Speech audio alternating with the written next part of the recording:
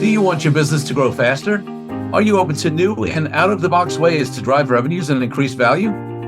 How do you imagine the most successful entrepreneurs and business leaders double, triple, or expand their businesses tenfold or more?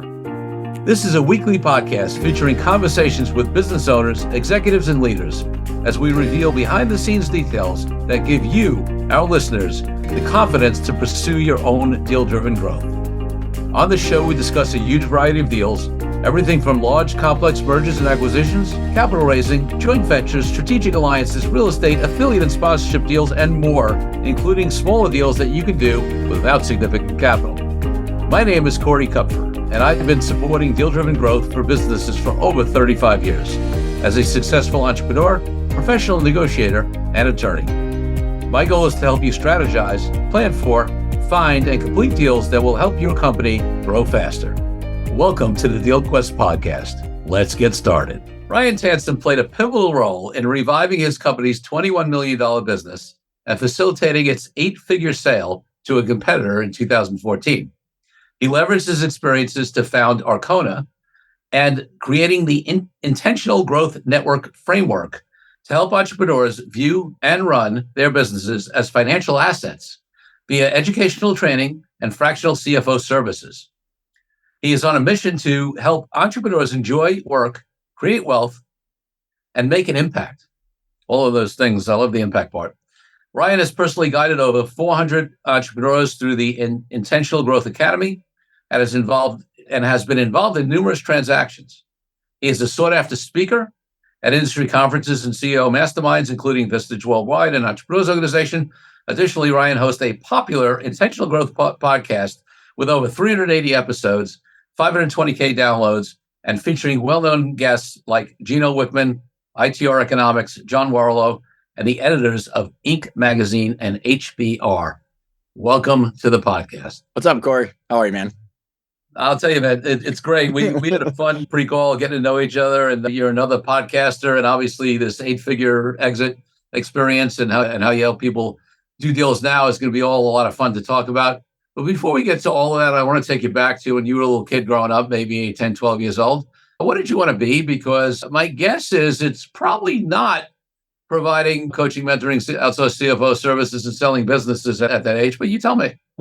I'm laughing because I actually, around that age, I took a career assessment or whatever the heck you do when you're that age. And it was like a bricklayer, actually. Bricklayer. I will never forget that. But actually, it was right around that age when my dad actually started the business, and it was 0 employees. He mortgaged our house to buy a couple $100,000 worth of old Panasonic copiers with no plan other than that. And he worked all day, and he'd come back at 9:00 at night, and I'd stay up late and just hear the play-by-play. I remember when he got the Canon license. I remember when he launched a second location, and that's when it became my sport, man, business anyways. And no idea what I wanted to be, but my dad, I was never really good at school. So the fact that I teach now is just hilarious to me. But he always said, as long as you can provide value, be nice, and as long as you can sell stuff, you'll be just fine. And because that was his way of, I think, giving himself the validation, because he barely graduated high school. So it's a little bit of talking about his health through me. Love it. There's this saying around the entrepreneurial community that the A students end up working for the C students. Well, honestly, man, I see it because Corey, for the first probably 50 to 100 episodes, I'd ask people how did you decide to become an entrepreneur? And no one said, I never decided to be. So it was always this accident. So I quit asking people why they decided to be. It was I think it just kind of, people fall into it, man. That's funny. One more question looking back. What was your first deal of any type? It could be something small when you were a kid, early in your career, anything that comes to mind that was a deal. I was slinging and selling lawn mowing business. I was cutting grass by the age of 8 or 9 or something like that. Love it. All right. So listen, let's talk about this experience. It's mentioned in your bio about when you came in to your dad's company. Let's talk a little bit about more where that was. And obviously this 8-figure exit. We talked about where it was. We talked about where it ended up in the bio, but obviously there's a journey in between that to create that enterprise value. So definitely want to hear more about that.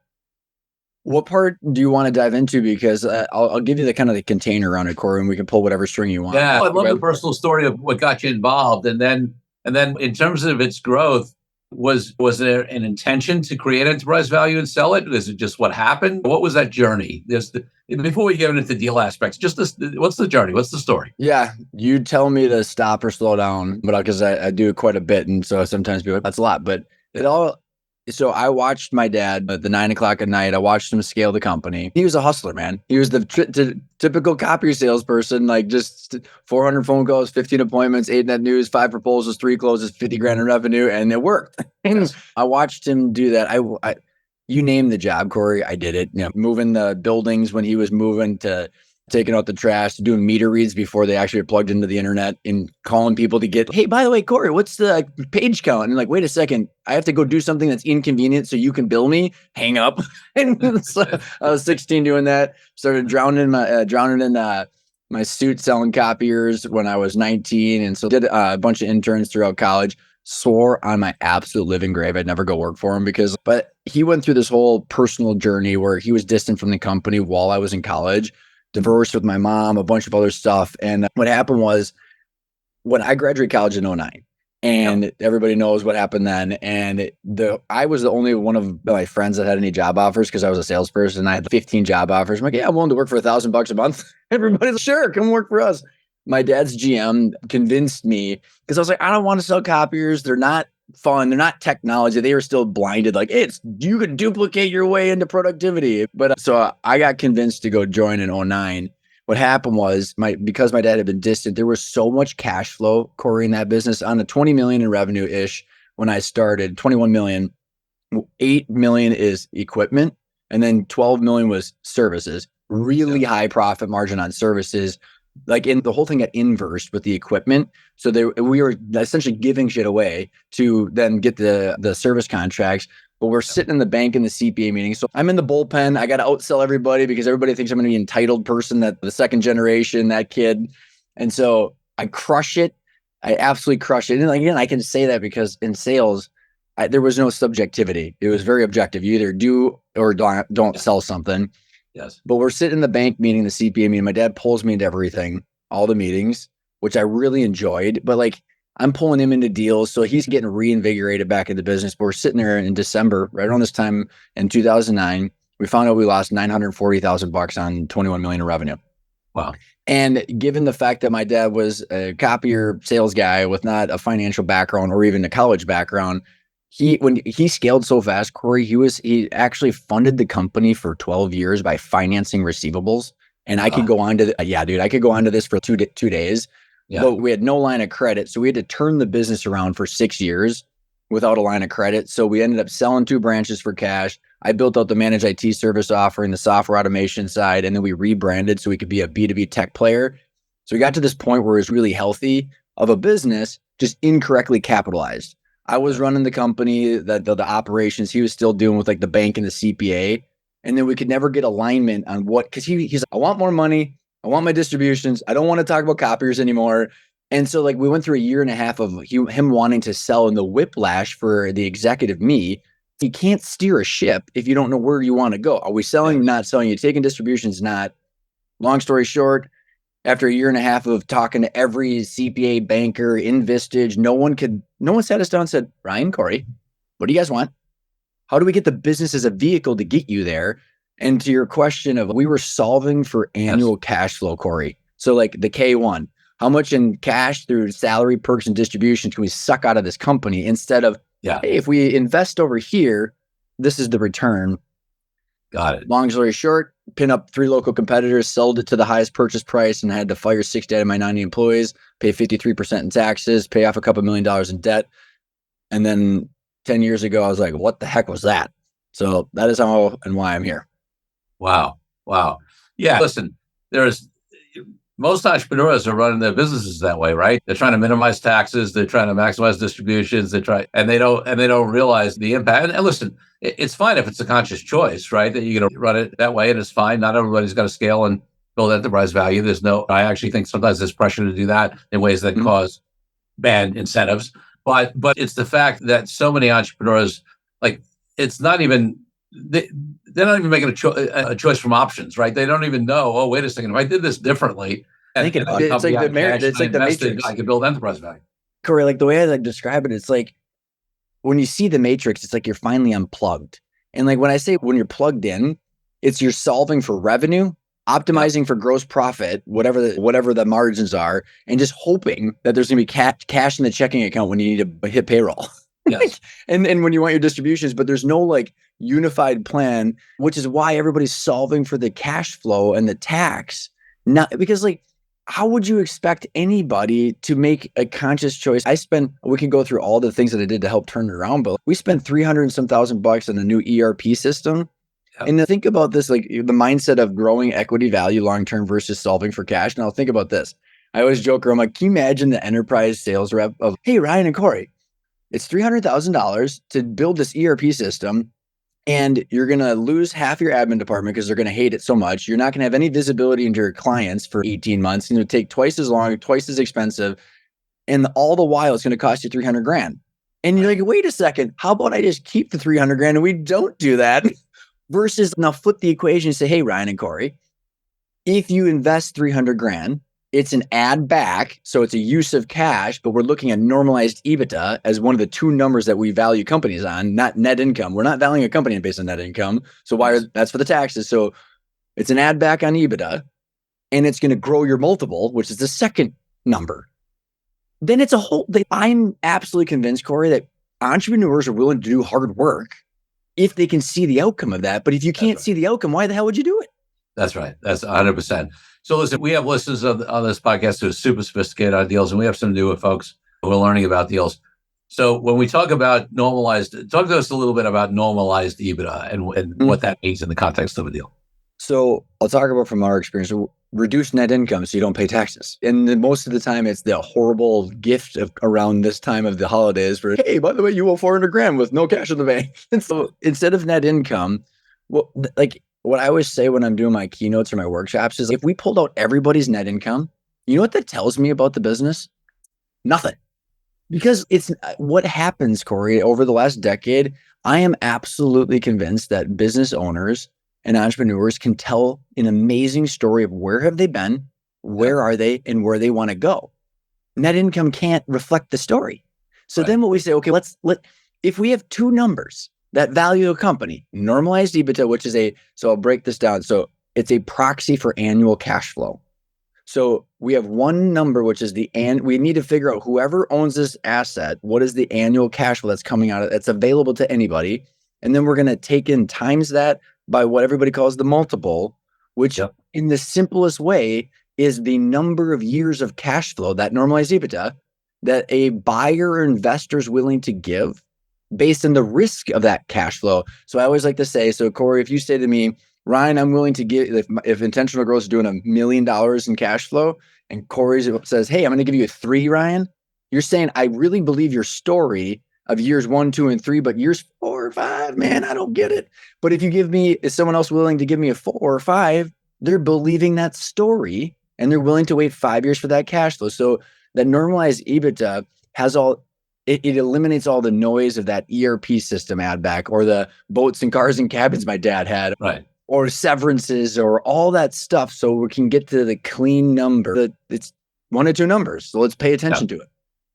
Yeah, and it's interesting, just to jump in for folks who are less experienced. Normalized EBITDA can go one of 2 directions. In other words, sometimes there's expenses that an owner is going to put through the business that will come out when they're gone. So that'll be a positive add back.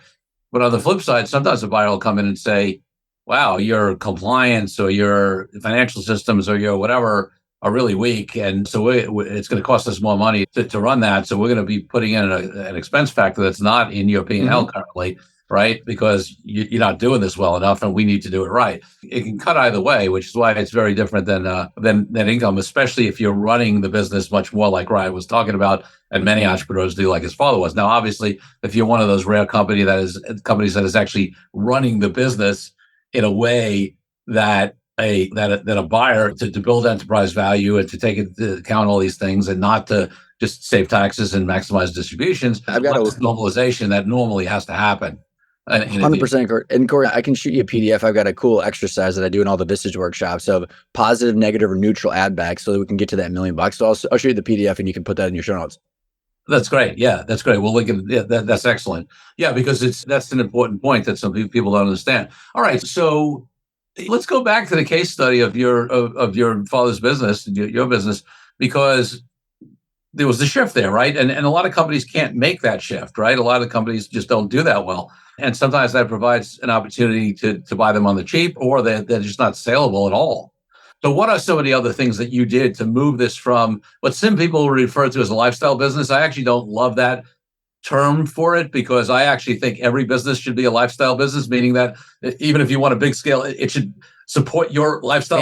Family offices buy companies for their lifestyle so they can clip the distributions. Yeah, if it's an asset, it should be providing for you wealth wise and impact wise, whatever. It should satisfy the ownership's group's goals. What ESOP have different goals, and private equity have different goals, and family offices have different goals than partners. And so I want to be very clear for you and the listeners too. We had no idea what the hell we were doing the whole time. So like the whole 6 years, like the one thing that actually helped, Corey, is that we had a bank with a gun to our head. Yeah. They were under an FDIC covenant. They had a bunch of crap loans. So they were making $750,000 a year off of fees off of us. So they actually couldn't cancel us. So they needed the financing, the receivables income to get turned around. So it was literally a race to who can get better. But why I say that is because most privately held business owners don't have a mandate of a timeline. Private equity, it's like internal rate of return over 7 years. And every single day I would need to know the trailing 12 months of EBITDA because we have an internal rate of return for some company. Yep. I say that because that's why I'm such a proponent of come up with your target equity valuation at a point in time, regardless of what you want to do, because it'll give you the timeline and the discipline. So when I say we had no idea what the hell we wanted to do, but I know I needed to hit $240,000 in payroll every other Thursday. And like, that was it. And I needed to pay all of our family bills. And my dad had a lot of stuff with the bank, with the timeline and the mandate. It forced the discipline. Yeah. But I still never understood the valuation until after the fact. So I'll explain to some of the stuff that I did that actually was valued, even though it wasn't intentional, which is why I promote intentionality now. Yes. It was a copier declining industry. Like the margins of the equipment disappeared. We were literally having to sell stuff for negative margin. In order to get the 50% equipment fine or the equipment maintenance. So then it was like, okay, we got telecom companies coming in. We got cloud hosting companies coming in, IT companies. So I had to diversify our product offerings. So I was going for profit per customer instead of just equipment sale margin. So like the Minnesota Wild is one of my favorite examples.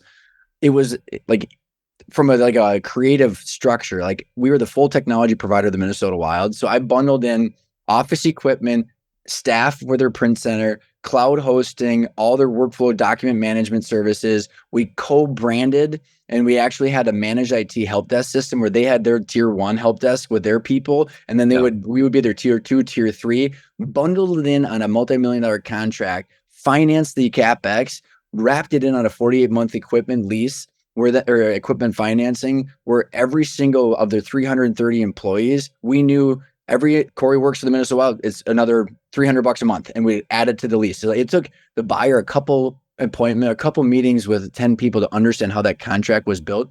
No one could steal the client. And when we sold, we literally took our couple thousand clients, or it was like 3,000 clients, and said, here you go. Because it was like a CSV download from our ERP system, and said, we know that there's value because they can't cancel. It's all bundled in and protected. We wanted to have a moat around that client.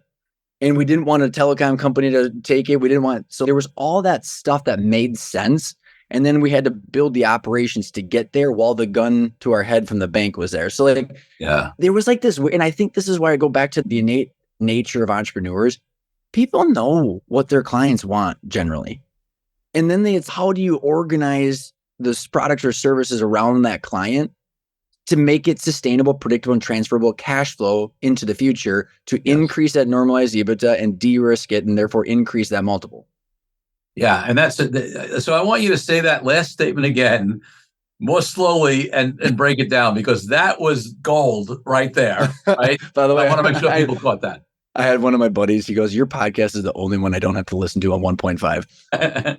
So I wanted to, I'll say, what I did by my nature, by just common sense, was do what everything I just said, which is I wanted to protect I wanted to enhance my client's experience. Yes. While also making our business better. And I think everybody listening in probably knows ideas on how to do that.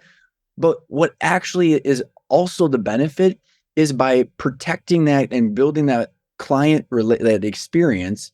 I wanted to create sustainable, predictable, and transferable cash flow into the future. So that way, predictable, and transferable cash flow. That was the phrase that I really want to focus on. And what it does to the value is, if we take that $1 million in normalized EBITDA, so let's say it's $1 million in cash flow, by doing everything we just talked about, it could go from a 3 to a 5 multiple, because Corey's willing to believe my story that says, hey, Corey, do you want this contract that's $3 million and you can take that cash flow? I call it like the baton, Corey. Like, you want my company? Here it is. And you take that $1 million baton, that cash flow baton, and you can run with it without me. No earnout, no job, no escrow. And then we get into the whole deal structure where then all cash is ideal. But like every single thing that is risky with that future cash flow reflects in the multiple and the deal structure. And I know you know that because that's what you're talking about all the time. But like, I lived it, and the crazy part is it's all by accident. But I don't want to discredit too much, because we knew it, but I just didn't understand how to justify with financial metrics and valuations. And I think a lot of people can relate to that. It was the right business moves to make, but to relate it to what you later have now. No, I totally get it. It's interesting because I've been joking a lot with we have a lot of clients in the wealth management space. And it's a great contrasting example of this versus I always joke with them that we largely provide a very similar service, right? We provide as lawyer, especially the kind of law I do, right? Working with corporate deals and stuff like that, working with sophisticated high-end clients to provide them with high-end customized advice on important things in their lives, right? What do wealth management people do? They work with high-end sophisticated people, right, to help them achieve high-end things in their life. The significant money is taken. It's very similar. But the investment advisors have a way better model than we do as lawyers, right? And it's because of exactly what you said, right? As lawyers, a lot of us bill hourly, or we bill fixed fees or things like that. And there are reasons for it. And I won't get too much into the business model. And I'm not asking anybody to cry for me, because I've done very well. I'm very happy. But I'm talking about in terms of business model. And that's what I joke with my clients about, because what they have is they get paid a percentage of assets under management. It's recurring revenue. It's paid in advance quarterly. And it's pulled automatically out of a custodial account. They get paid out of Schwab or Fidelity. And their clients don't even see it usually. Like, I mean, and it just comes off right out of the investment amount. The biggest difference, because essentially we're providing the same type of high-level customized service to successful people. The difference is their business model has that repeatable, right, sustainable, predictable, and cash flow. Yeah. Law firms, generally you'll hear it expressed in terms of revenue multiples. If you know anything about multiples, you never want to do a revenue multiple. So if I back to normal multiples on a law firm, you're looking at about maybe four to 5 times EBITDA on a law firm if they're well run. Could be lower. And the deals we're doing in the wealth management space, they get 8 right now 12s, right? And even so, you're not talking about 1 or 2 turns. You're talking about double or triple. You're talking about significantly different multipliers on that. Solely because of the difference in the business model. I got to comment on this too, Greg. Amen to everything you said.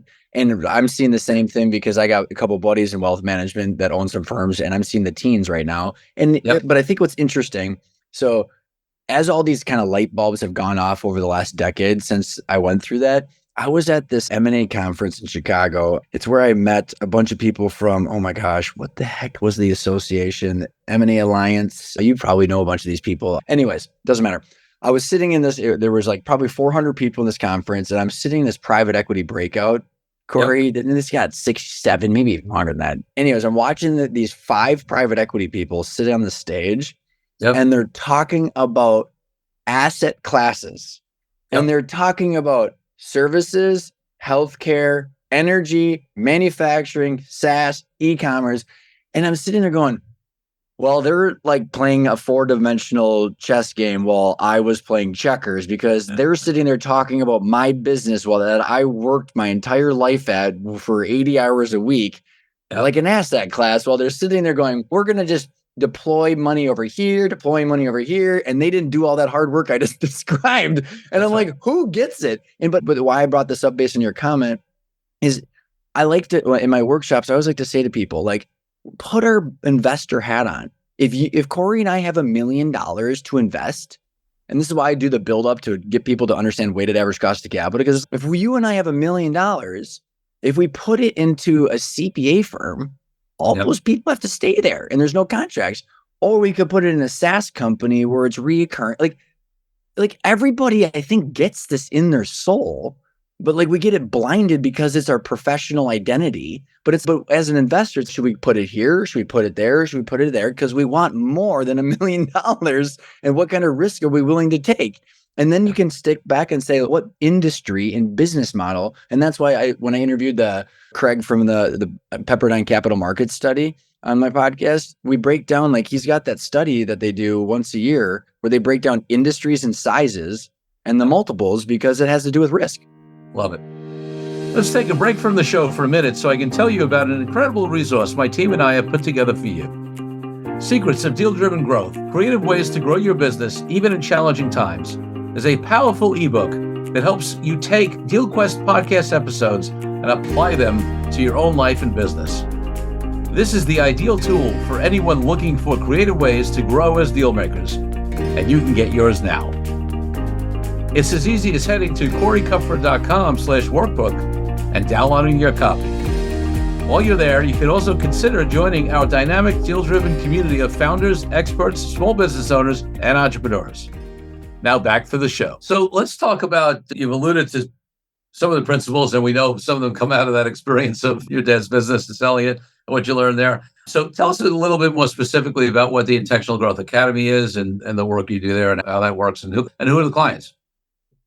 All of this stemmed from when I got out, Corey, like I'm young enough where I first of all didn't become financially free. A lot of people are blind. And by the way, you and I both would know what net proceeds are, and that's what matters. And I wasn't the majority owner of the company. And so my father retired and I had to go essentially figure this out. But one thing that I didn't want to do right off the bat is I didn't want to become part of the problem. Like I was sitting there going like, how in God's name did that happen to us? We were in Vistage. We're 21 million in revenue. I have the top CPA, attorney, bank, all these people. I really didn't have the people like you. There was no podcast back then. You know what I mean? So that I didn't have exposure to this stuff. And I'm like, I had a couple of offers from like private equity, investment banking. Once you go through that, you get the scars. You're like, come work for us. And I'm like, but then, so I'm going to go take advantage of people that don't know this stuff. And so I'm just from redesigning comp plans my whole life. One of my intense passions is understanding alignment of incentives. Yes. And so like when I spent 10 years trying to figure out like I didn't want to go monetize the business owner who are my peers in a way that felt gross. I wanted to be able to look myself in the face in the mirror. And so where that led me to was I want to teach people how to fish so that they can get empowered. And I just built the material that I wish I would have known, Corey.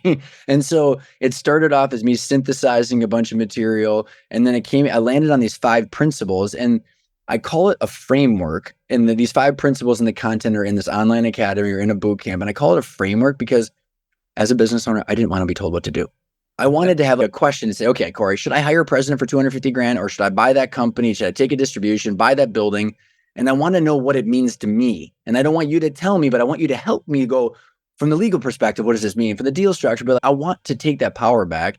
So I took these 5 principles that we can dive into, but I took these 5 principles and I created a training program for middle market entrepreneurs. So I like how you said lifestyle is a weird word too. Like essentially the people there's now been 600 people that have been through it. And it's not people backed by private equity or venture capital. These are people like my dad and I, which is founders, multi-generational, but it's usually a few partners or a few owners that haven't had the injection of the mindset of the asset value like we're talking about. And so I spent the last 10 years essentially building out this material, and what the market has told me is very digestible and I have people that own marketing agencies going, I understand weighted average cost of capital. But then at the same time, I have other people that have done multiple, there's one guy went through 14 roll-ups and sold that one IPO. And he was like, oh my God, I learned a lot. And my point is, it's this slow drip through these 5 principles. And it started up, so it's 5 principles. It's online. So we have an online academy because I started the actual Arkona and Intentional Growth in 2019 as an in-person boot camp. And March 13th, 2020, my business model evaporated. So I had to digitize it. So now I've got an online, in-person. I've got people that will buy a private boot camp. I got a client right now that they're looking at 4 families are buying a private boot camp for their 4 family shareholders. Or we had a couple of weeks ago, we had 35 business owners between a couple million in revenue and 300 million in revenue. But the common theme was, what's this? How do I figure out what is my target equity valuation? How does all this stuff work? And how do I get there making the right decisions in the right timeline? Yeah. Love it. Love it. And so you said these are middle market entrepreneurs, generally founders, things like that. What do you find? So I often talk about mindset on the podcast. Let's start at the mindset level, right? Because you can agree or disagree, but I think everything starts with mindset, right? No matter what information you're going to teach them, anything new information that they have, whatever, if they don't have the right mindset around it, then what use is it going to be? So what are some of the mindset things that come up, or other things that may block folks from really being able to do, limiting beliefs, anything like that? Because us humans get in our own way sometimes. Amen. I've lived it. And so as I go into this, I want people to know that I learned this all the really hard way. And so also a couple comments is, so the 5 principles, the first one starts with your vision. What do you want and why? Because you and I both know we could build a 3 financial models to something, but if we don't know where we're going. So here's how I start the academy, the workshops, my keynotes is, Corey, I pull up a picture of a cabin on a river because that's my goal. I live over in Stillwater, Minnesota. And I want to have a big house on the river. And I go, should I buy this? What does everybody think? And people are like, yeah. And I'm like, what if I can't afford it? Yeah. What if my wife doesn't want to do that? I'm like, context matters. And so I say that we have to know what we want and we have to understand where we're going. And the thing is, if we don't, that's why Bo Burlingham, his book Finish Big is what set me on my entire journey. He's been on my podcast a couple of times. I was a keynote at the Small Giants conference this year. It was a personal, really cool experience because it's full circle. I say that because 3 out of 4 people regret the sale, even though it doesn't matter about the money, because they didn't know why they were doing this. And people could, there's a whole lot of why. Is it culture? Is it legacy? Is it money? It's so multidimensional. But what I say is that the goal really matters. So then I say, if we want to go, I'm in Minnesota. If I want to go to Florida, when I ask entrepreneurs, well, what's your goal? When people go, here's my goal. And it's always revenue. It's like, I want to go from 5 million to 10 million, 10 million to 25 million. And then I immediately cut that out and say, my father and I owned a $21 million business that lost $940,000 in 2009. And if we would have sold the company in 2009, we would have owed the bank $2.5 million. Who cares? And so we had 115 employees. So what we could do is we could go to Vistage and go, we do 21 million in revenue and have 115 employees. But if we shift our mindset, boom, back to your word, and we say, I want a $12 million equity valuation in 2030, now we have the right goal. Because now if we think about the goal, and when I said I'm a fanatic about incentives, because I built out a comp plan for 24 salespeople that sell copiers. And I can watch, if you have the wrong comp plan, it really sucks. And so everybody that's running EOS puts their VTO of all the revenue. So then we can have horrible growth that doesn't create value, that pisses money away. So if we take the target equity valuation and the timeline, we can reverse engineer the 3 financial statements and we can say, okay, because there are 3 levers we can pull. How do we increase that normalized EBITDA? How do we then decrease the risk of that cash flow by creating sustainable, predictable, transferable cash flow, therefore increasing the multiple? So increase the EBITDA, increase the multiple, and pay down debt. Those 3, if those are our KPIs, we can get to that point B, do an ESOP, do a private equity, internal transfer, gift it to your kids. I had this one guy go, I want 360 degrees of options when I get to point B. And it's great. But and it's not just, if you say, hey, I want to go to Florida, it's like, hey, that's a big state. You go into a motel, you go into a hospice, you go into a 5-star resort, who you want to be with. We have to think about that whole goal. And if the target equity valuation is the goal, we know that we're going to have the options instead. Like when my father and I went to sell, and there's a lot behind this, but I had 3 offers, Corey. The only offer that satisfied our financial targets is the one that we took. And I had to go back to my office and I had to fire 60 out of my 90 employees. And they were my college friends, my family, and they gutted everything I said about the Minnesota Wild. They gutted our entire company so we could hit our financial targets in the timeline. The other 2 offers were on the cash flow valuation and it didn't satisfy the timeline. So if I would have had to have the cash flow valuation, I would have had to wait another 5 years.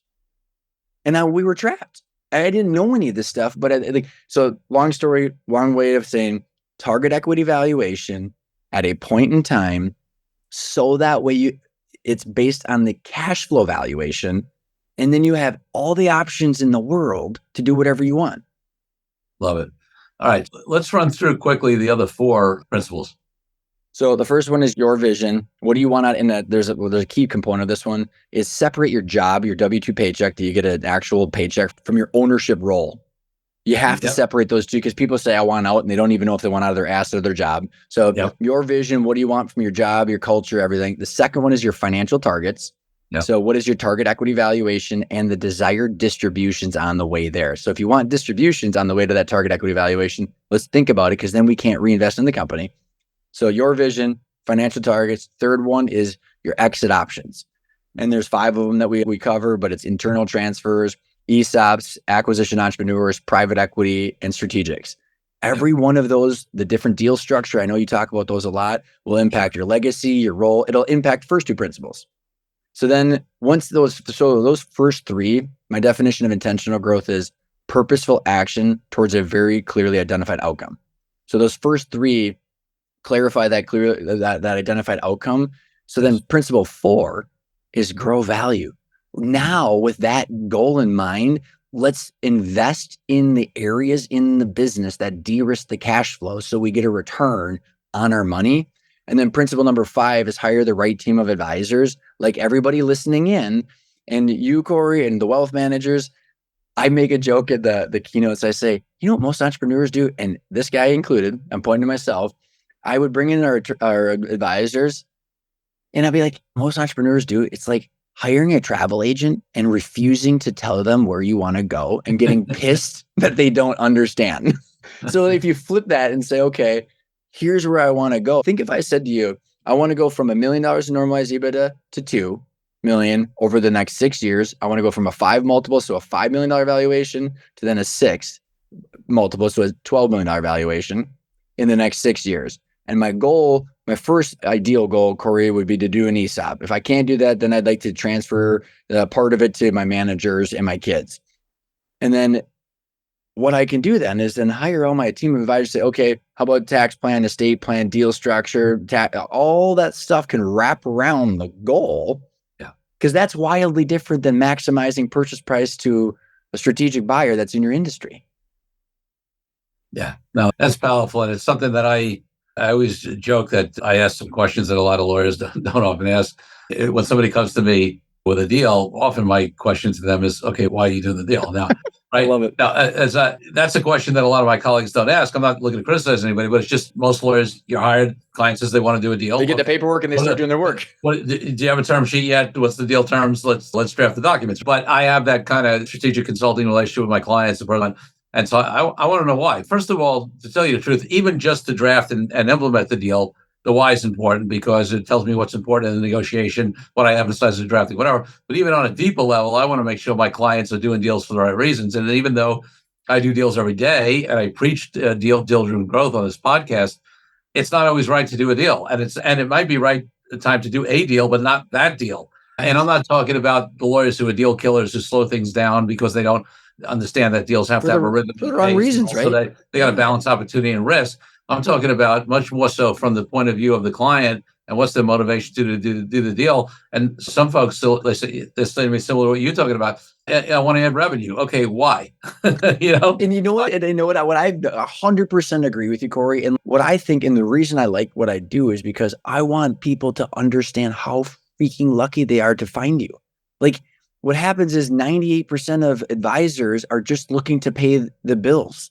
And like, it takes a lot of guts to potentially derail a client engagement because you're saying, you know what, this is probably not going to make you happy. And by the way, you probably make a lot of money on a transaction, but to be able to say, no, this is not right for you.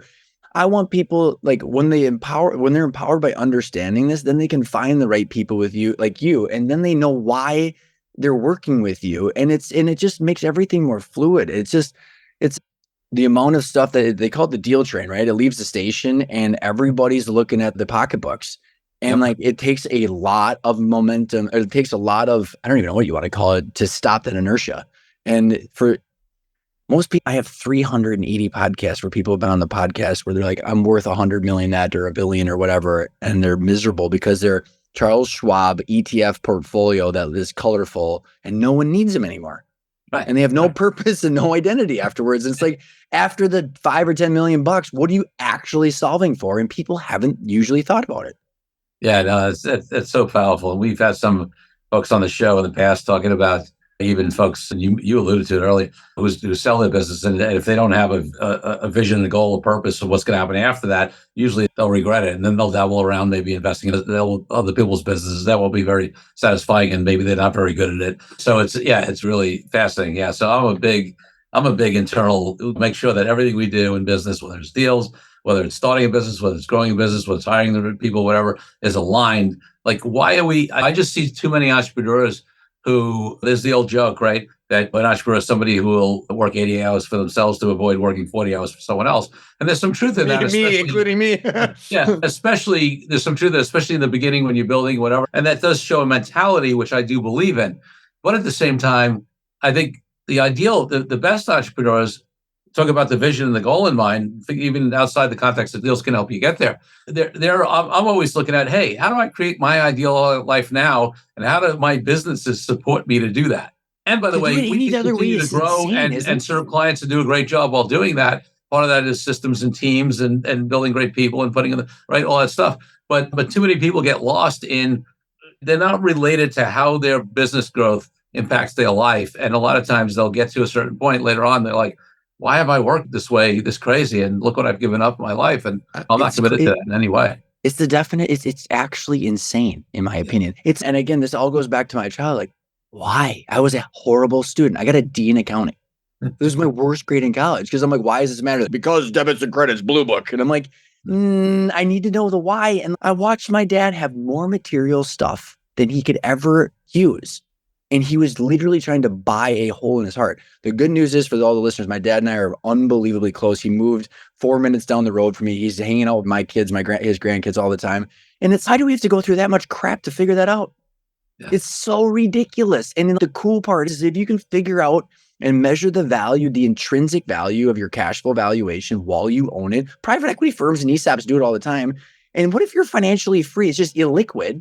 Then you're like, it designed the entire life around the business, but don't just hope that your company's worth what you need it to be worth. So it's the both and, right? Like, we have to live in all this because, I don't know, man. Like, I just watch these people on my podcast, and that's my biggest blessing. I'm like, wow, you're 30 years old and you're miserable. No one likes you, and you have all this money.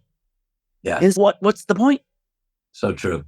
Listen, I feel like we can talk for hours, but we're coming to the end of our time here. If people want to find out more, and I'm sure they will, because what you're providing here, Ryan, in terms of your Intentional Growth Academy and the work you do, is so crucial and important. And to have people like you and your dad when you first came in.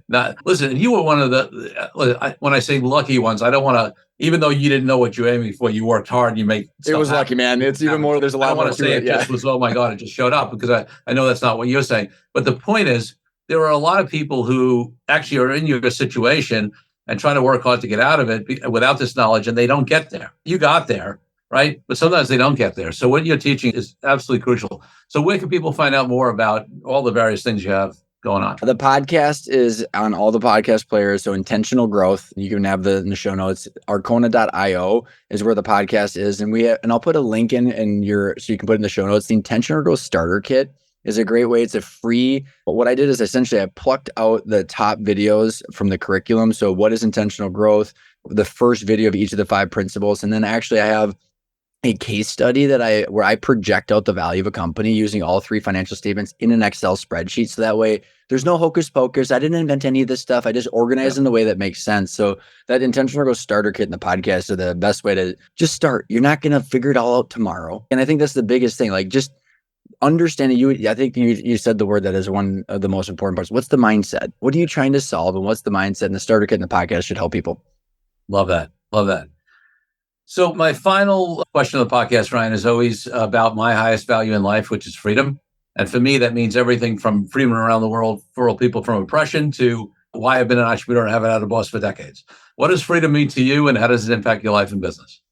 I've gravitated towards Dan Sullivan's 4 freedoms from Strategic Coach: freedom of time, freedom of money, freedom of relationships, and freedom of purpose. Yeah. And like, it's multidimensional because it's not just time. Like my time is finite, but then I want to make sure I'm not dealing with people I don't want to deal with.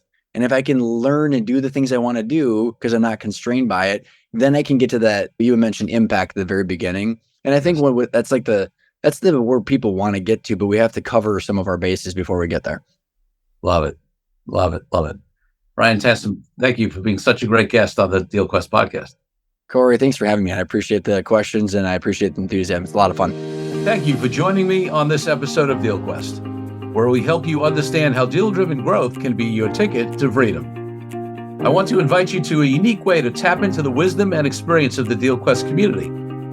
The Deal Den is a place where entrepreneurs, high-level executives, and business leaders come together, support each other's growth and success, and share what's working best, as well as what challenges we are facing right now. You will get input not only from me, but from all of our members. We collaborate and serve each other. To join us, go to corykupfer.com/dealden. I'll see you there. I'm Corey Kupfer. Until next week, wishing you the freedom and financial prosperity that I know your DealQuest will bring.